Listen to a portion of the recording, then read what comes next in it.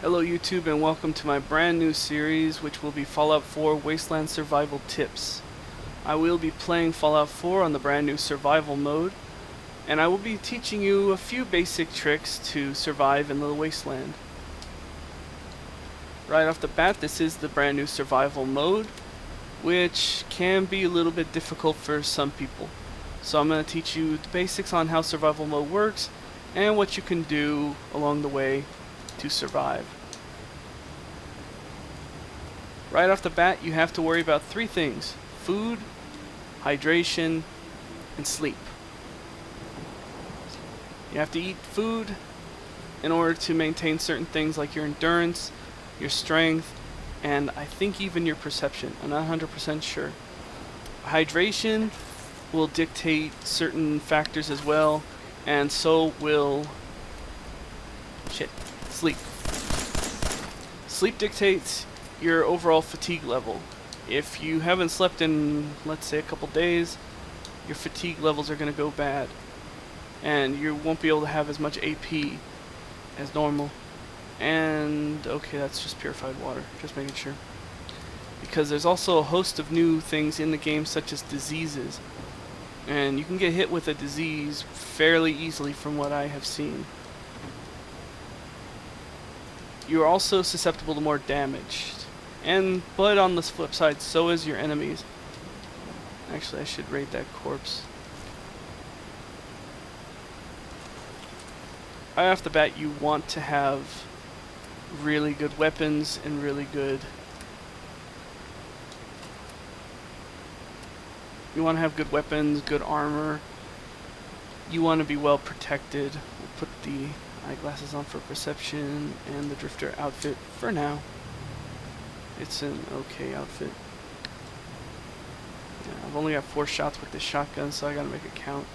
Right now we're gonna go get dog meat, and then we're gonna go to try and get Trash Can Carla. That'll mostly be it for this video. Depends on how long it takes me to get dog meat and Trash Can Carla. Hey boy, what are you doing out here? You really don't need dog meat, but can't hurt. I find he's an okay companion, though he tends to get in the way of a lot of things. Stick together.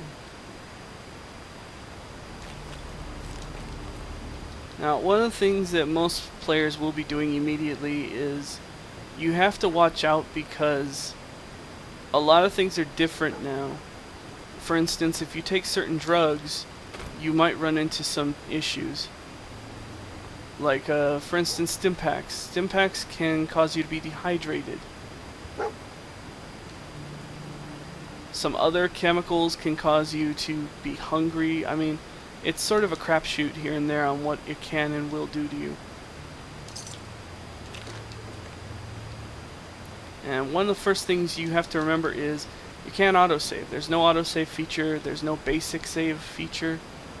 Anything can happen while you're playing, and you can get killed. You'll die quite often if you're not careful.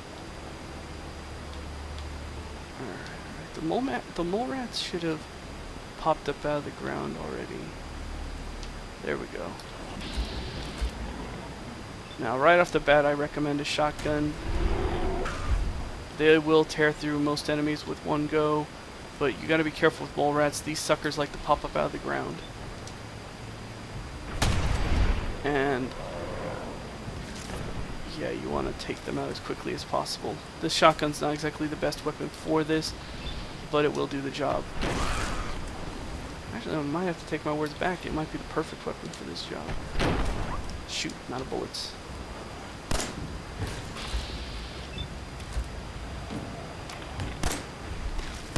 And fatigue just set in. This is not good.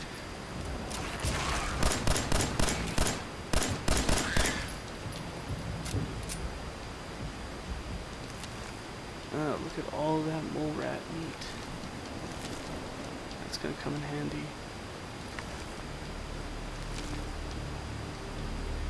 So, right off the bat, you want to be cooking food. You want to be cooking every bit of food you can get.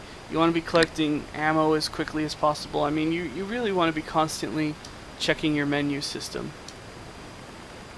So we'll cook up these rad roaches. I killed some rad roaches earlier, so that'll come in handy. This mole rat chunks. I think I also have some bloatfly. I thought I had a lot more bloatfly meat. I guess I don't. And some mutt chops. You want to be using, basically, you want to be using food and water to health up your character. Ooh. Oh, I thought that was another mole rat. Okay. You want to be using these items to heal yourself. You don't want to be using chemicals as much as possible. Same thing goes with radiation. Though with radiation, I'm going to be showing you a technique once I build up my settlement. I will be doing a lot of settlement building, but I'm not going to be showing it because it makes for boring video, more or less. Instead, I'll jump cut ahead. You won't miss anything. If anything big happens, I'll make sure to record it. But for the most part, it will be like this, just me running around in the wastes, killing enemies, or doing objectives. But I'm just going to be teaching basic survival tips and how-tos. So we'll check this house. There might be a bed in here. You want to save quite often, so there should be a bed in here. There's a Nuka-Cola Quantum. Oh, another feature that they put in is caffeine. And the way that the caffeine system works is, if you drink a Nuka-Cola, you get caffeine, which will stave off your... There we go. Which will stave off your fatigue. But the catch is, it'll make you dehydrated. So there's a lot of quid pro quo sort of things that you can do. Hopefully the bed here will do the trick for the fatigue. But I doubt it. I want to get closer into the afternoon.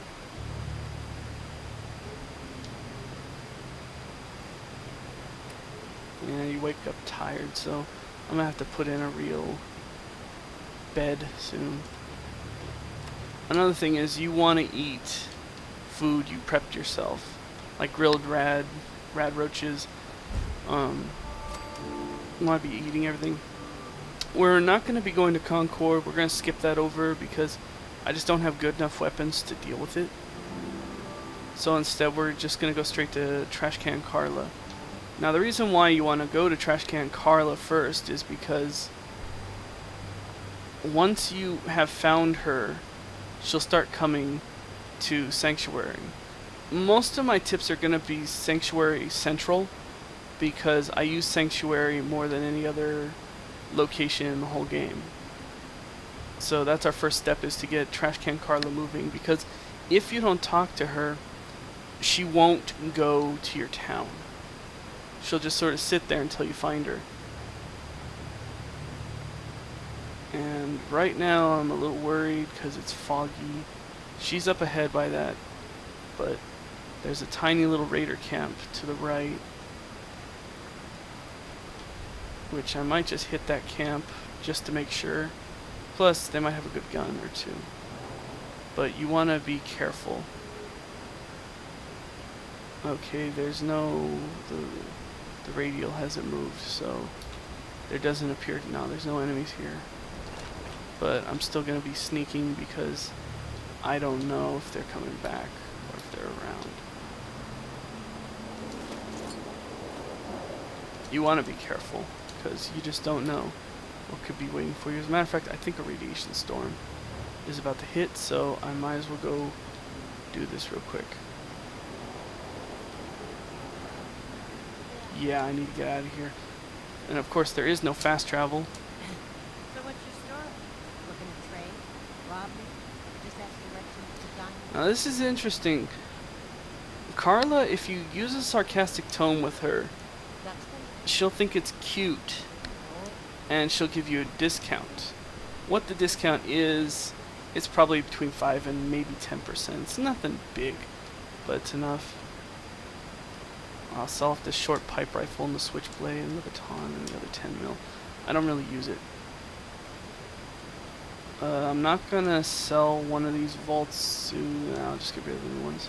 And I'm selling off the wedding rings.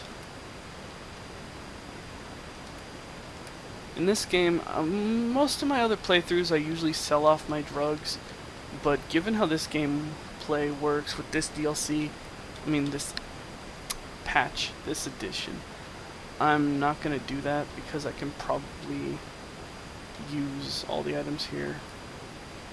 Maybe there's a difference. What I need is a good long-range weapon.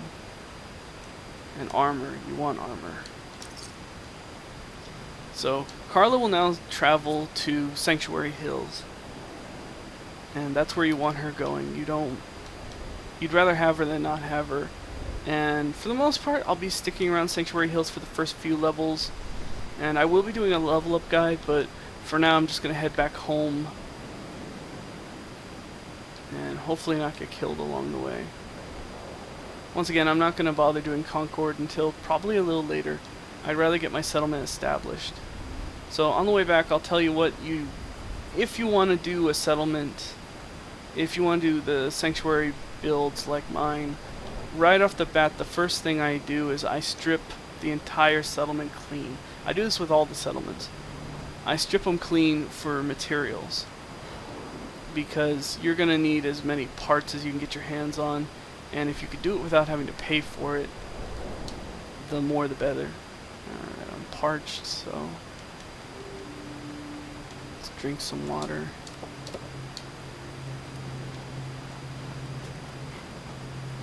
You can get thirsty from running, so run at your own pace, run at your own peril. Radiation, now that's, once again, chemicals do different things. Like if you take rat away, the consequences of taking rat away will make you more susceptible to infections, because it's just like taking chemotherapy, basically. Alright, there's something around here, I'm trying to remember. Okay, let's not try and find it. Oh, there it is. Yeah, there's a little trunk up here. This is a good place to get yourself some relatively okay items. You want to avoid the things that fly, though. And there's some purified water at the water tower. And these items do respawn, so if you memorize locations like this, they could come in handy. Now you want to collect plants, because plants can actually be used for things now. These little plants are actually used for antibiotics or other things. You want to avoid chems as much as possible, though, because they're just way too damaging to be useful. Alright, so I got a few empty bottles. Let's fill those up with the water.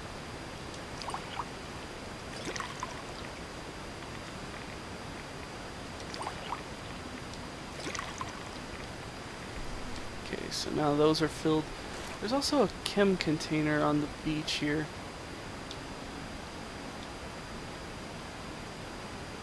I usually find it pretty quickly. It must be buried under all this junk.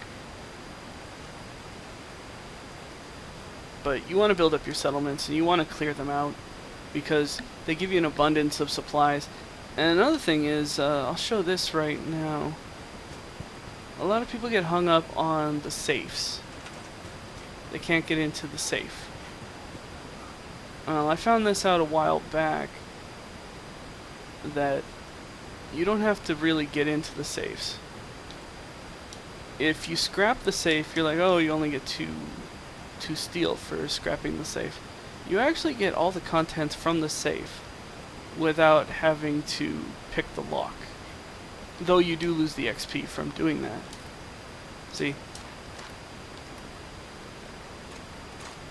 And that's another thing, you gotta watch it with ammo, because ammo actually has a weight value now. Oh, that's actually cool. So it changes from a case when you have a lot. Alright.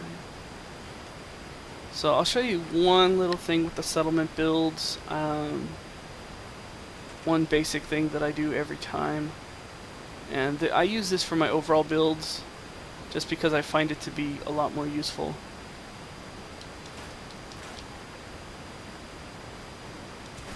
That's interesting. You can't store these. I wonder if that's part of the new update or not. I didn't know this. Normally you're allowed to store certain things, and stations are usually one of those things you can store, but I guess you can't anymore. Anyways, changing going back to subject. I put all my stations in the same place. It's just easier for compartmentalization. So I usually put my chem station right around here. It's just close enough to my power armor station. I make everything a little more accessible. So I'll get my cooking station, move it over. And I won't be getting into all the basics of my settlement plans. I'll be doing that in probably the next video when I've got everything established. Just right now I'm just showing a basic setup. So if you want to play the way I do it, this is kind of how you want to do it. You just want to go and scrap everything that's not useful. I mean, or you just want to scrap everything. So you put all your workstations here so you don't have to go far to the next station. It's just more, I'm just compartmentalizing everything. Trees, some people like to keep the trees. I get rid of them, they're useless. But you want to build a bed. And I recommend this kind of a bed, a basic model. They don't tell you... Oh, I see, okay. They actually put in a few new ones here. Or at least, I don't remember this one. So let's just clear space. Now you can go and get, like Preston and all them, you can go do the Concord thing and get people to come back here. But right at the beginning, I don't recommend it because things get complicated when you have people here. You have to sort of rebalance everything to cater to them. And it can get very annoying, very tricky. And it will put people off of the whole settlement system. Especially since once you get Preston here, he's going to ask you to go to every other settlement under the sun and help them out. And it's just annoying. So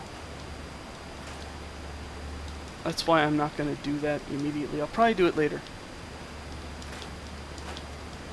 And if I do go to Sanctuary, I'll make sure to record it, but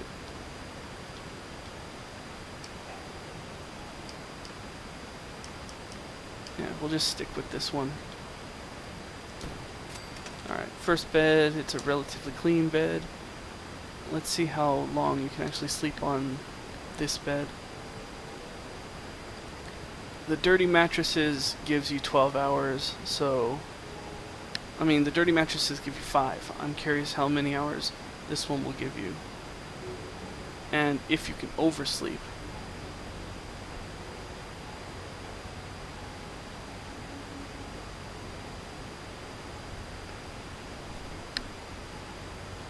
Wow, it gives you a full 24 hours.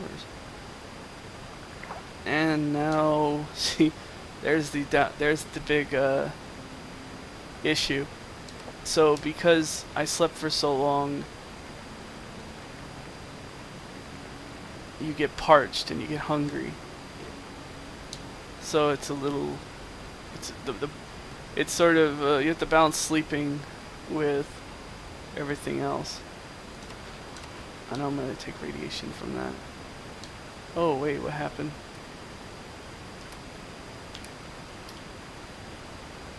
Oh, okay, okay. So, just so if you wanted to know, I have a 6 strength. I know I probably only have 5 perception, 2 endurance, and 6 charisma, 6 intelligence, 4 agility, and 1 luck. That's how I did it. As far as the perks go, I never use my perk point. You have a couple choices when it comes to your perks.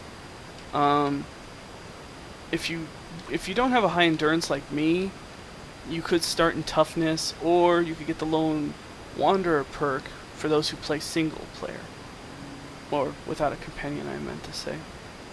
I'm not going to be doing that since I'm going to be in Sanctuary a lot for the next couple levels. I'm going to invest a point in science just so I can get the better generators and the better water purifiers. And so when I get back, I'll be showing you how to set up your settlements so that not only will you be able to maintain yourself, but you'll also be able to make a profit on the side.